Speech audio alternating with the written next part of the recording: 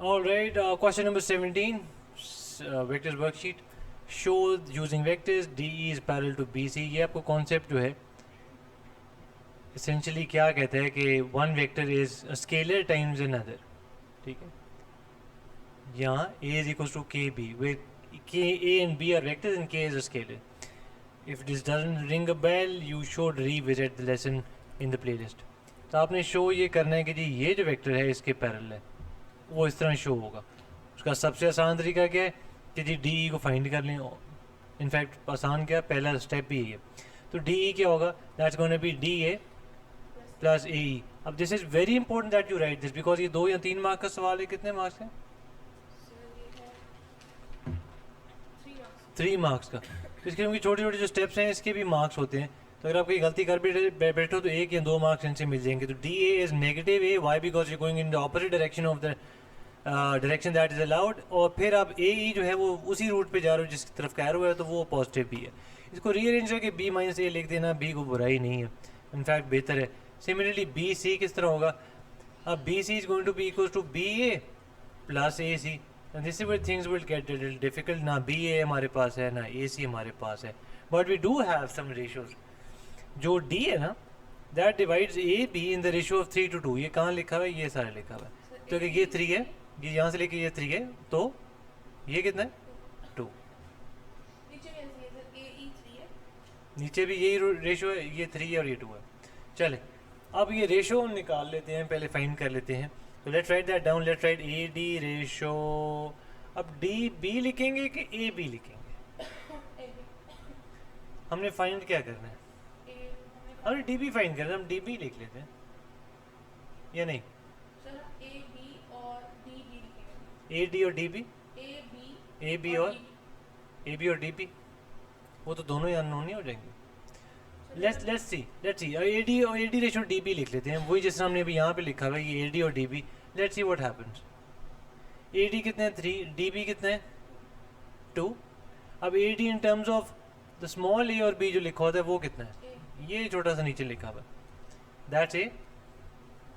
How much is D B going to be? इसको आप cross multiply करो, this with this and this with this, you will end up with 3x is equal to 2a. x की value क्या आ गई? 2/3 of a. x क्या represent कर रहा था? रिमेंबर ये डी बी के कॉलम के नीचे था, तो ये डी बी रिप्रेजेंट कर रहा है. तो यहाँ पे मैं छोटा सा जूम इन करके लिख देता हूँ. सिंस ये भी देखो नीचे ब्लैक में मेंशन है, मैं यहाँ पे भी ब्लैक में मेंशन करता हूँ कि ये 2/3 है. नाउ द क्वेश्चन सेज कि we are suppose to what were we trying to find? We were trying to find B A. हमारे पास ये पूरी लेंथ आ गई है ना. ए बी की लेंथ क्या है? इसको मैं यहाँ लिख लेता हूँ. A B is going to be equals to how much? A plus A, हाँ A D plus D B था ना, A D plus D B. अब ए डी कितना है? ए, और डी बी अभी हमने निकाला है कितना? 2/3. इसको इनका एलसीएम लें, ×3 और ×3 और इसको ऐड करें, what do we get? 5a/3. Perfect. ये 2a प्लस 3a 5a और नीचे एलसीएम डिनोमिनेटर में 3 था. ये समझ आ रहा है?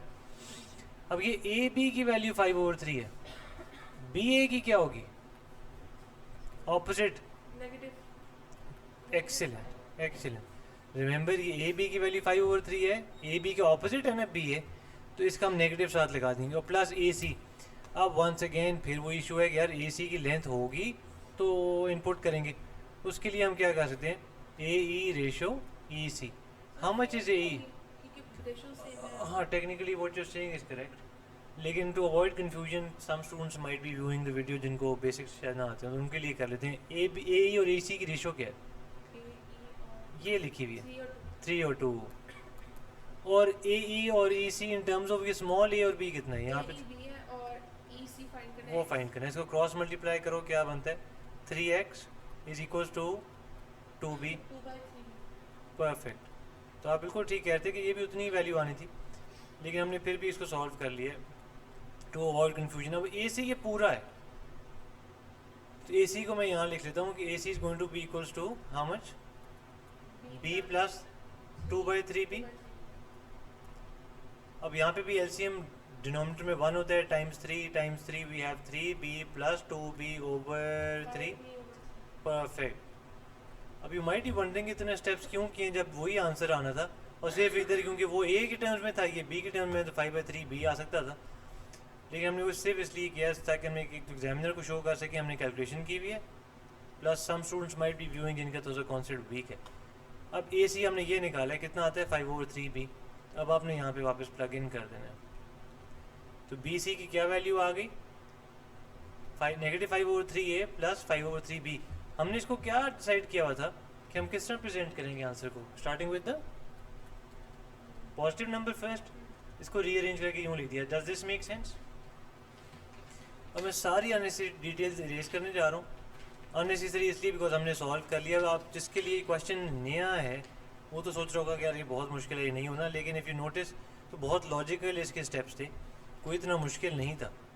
तो ये लें, अब आपने सिर्फ इस क्वेश्चन के अंदर से ये जो इन्फॉर्मेशन है इसमें से डिसाइफर करना है कि अच्छा क्या चल रहा है।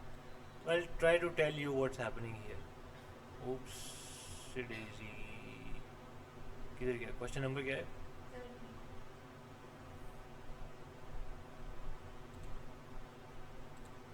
चलिए अब होपफुली ये नहीं होगा इशू। डी की वैल्यू ये बी माइनस ए, इसको मैं नीचे ले जाता हूँ so that we can view it once and together with the other part. ये डी हमारा बी सी की वैल्यू कितनी है, B C is here,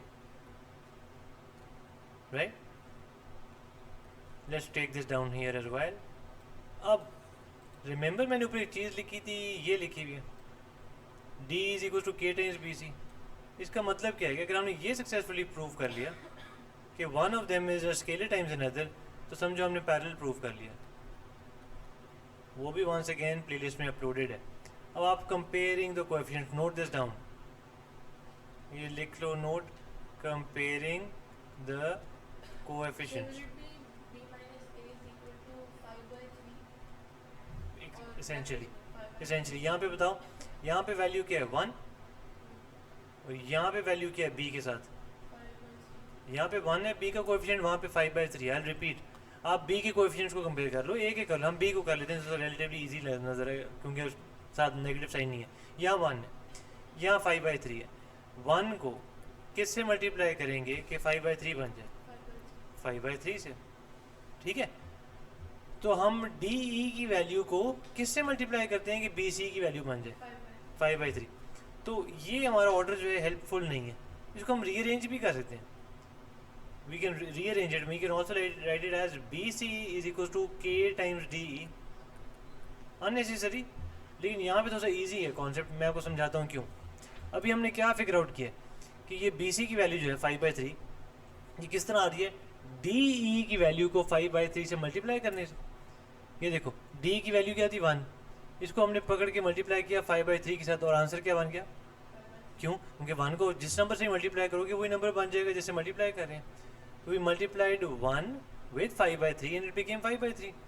similarly you can write B C is equal to,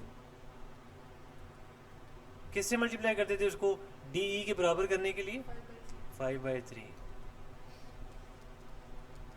तो बी सी विच इज 5/3 ये किस तरह आता है, you pick up the value of DE, you pick up the value of DE and multiply it with 5/3 and that is your answer. That's how you're showing that the two vectors are parallel. Let's see if we have the same answer with question number. Sir, we just have to prove. हाँ ये भी है। Find the ratio of area of triangle ADE over ABC.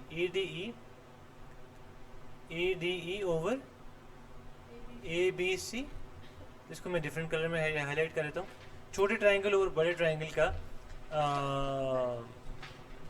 Area की ratio.